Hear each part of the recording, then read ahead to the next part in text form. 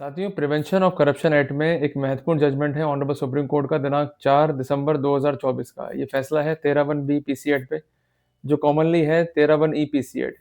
कुल मिलाकर के मामला जो है जुड़ा हुआ है डिस्प्रपोर्शनेट ऑफ असेट से। इसमें आरोपी जो है डिस्चार्ज हो गया। अब क्या था फंडामेंटल, इसको अपन समझते हैं। देखो, एक छोटी सी बात है, आई एम सॉरी टू से। पैटर्न मालूम है क्या आप लोगों का इस केस को लड़ने का?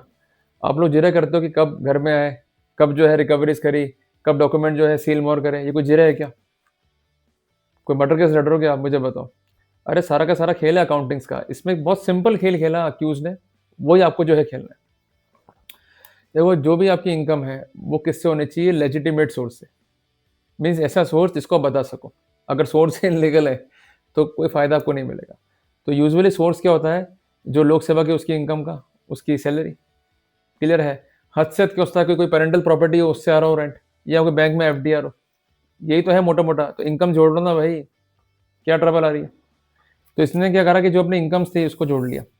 कोई दिक्कत है क्या इसमें? अब आ जाओ एसीडी के पार्ट पे, या विजिलेंस के पार्ट में, या सीबीआई के पार्ट पे। भाई देखो, ये इतने अच्छे लोग हैं, आपका जो एक्सपेंडिचर है, जो आपका असेट है, वो रखते हैं निकाल करके। इसमें था करीबन करीबन ये अमाउंट 1 करोड़ के आसपास। क्लियर है? तो इनका कहना था कि इनकम तो है कम, और जो खर्चे हैं या जो असेट है वो है करीबन करीबन 1 करोड़ के आसपास। तो ऐसे सिनेरियो में ये एक्सेस जो है स्थिति बनती है, और जो कंसर्न लोक सेवा के वो जिम्मेदार है।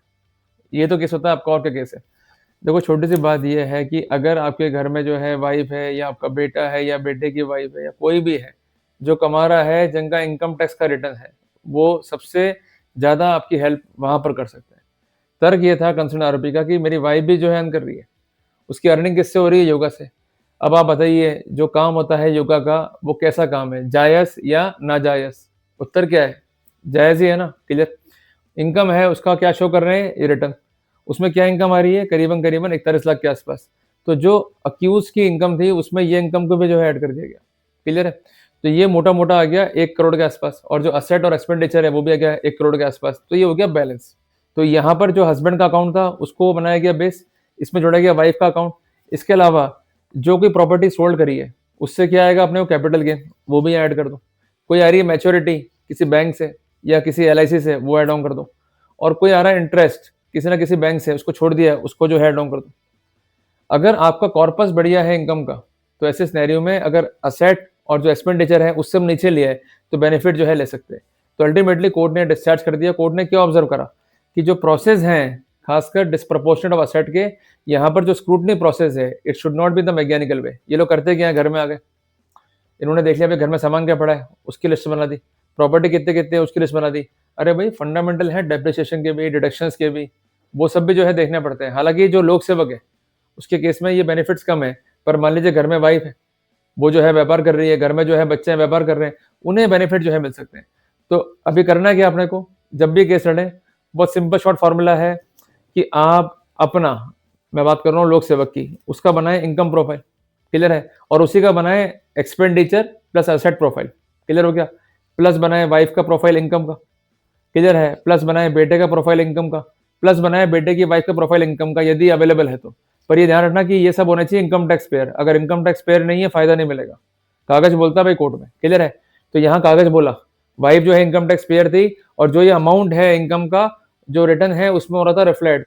तो कोर्ट ने इसको इजीली जो है एड ऑन कर दिया, और एड ऑन करने की परमिशन जो है ग्रांट कर दी। तो फायदा क्या हुआ कि income is equal to asset plus expenditure. जैसे ये बैलेंस हो गया, काम बढ़िया हो गया।